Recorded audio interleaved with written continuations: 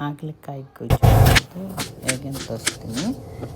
ಈಗ ಹಾಗಲಕಾಯಿನ ತೊಳ್ಕೊಂಡು ರೌಂಡಾಗಿ ಹೆಚ್ಕೋಬೇಕು.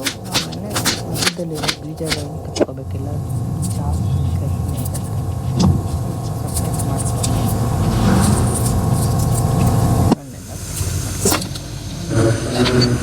ಬಿಸಿನೀರಿಗೆ ಹಾಗಲಕಾಯಿ, ಉಪ್ಪು, ಅರಿಶಿನ ಹಾಕ್ಕೊಂಡು 2 ವಿಷಲ್ ಕೂಗಿಸ್ಬೇಕು.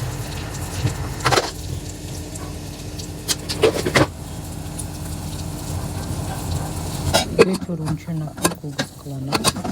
2 ವಿಷಲ್ ಸಾಕು. 2 ವಿಷಲ್ ನಂತರ ತೆಂಗಿನಕಾಯಿ, ಮಿಕ್ಸಿಗೆ ತೆಂಗಿನಕಾಯಿ, ಕೊತ್ತಂಬರಿ, ಈರುಳ್ಳಿ, ಬೆಳ್ಳುಳ್ಳಿ, ಸಾಂಬಾರು ಪೌಡ್ರು, ಚೂರು ಇಷ್ಟನ್ನು ಹಾಕ್ಕೊಂಡು ಮಿಕ್ಸಿ ಮಾಡ್ಕೋಬೇಕು. ಈಗ ಕತ್ತಿಸ್ಕೊಂಡು ಹಾಗಲಕಾಯಿನ ಎಣ್ಣೆ, ಸಾಸಿವೆ, ಬೆಳ್ಳುಳ್ಳಿ, ಕರ್ಬೇವಿನ ಸೊಪ್ಪು, ಈರುಳ್ಳಿ ಎಲ್ಲ ಹಾಕಿಟ್ಟು ಬಾಡಿಸ್ಕೊಂಡು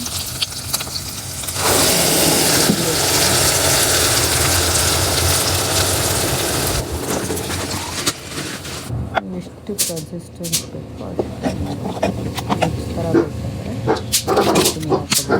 ಇವಾಗ ಬೆಂದಿರೋ ಹಾಗಲಕಾಯಿನ ಹಾಕ್ಕೊಂಡು ಚೂರಿ ಸೊಪ್ಪಿಲ್ಲ ಹಾಕ್ಕೊಂಡು ಸ್ವಲ್ಪ ಕಮ್ಮಿ.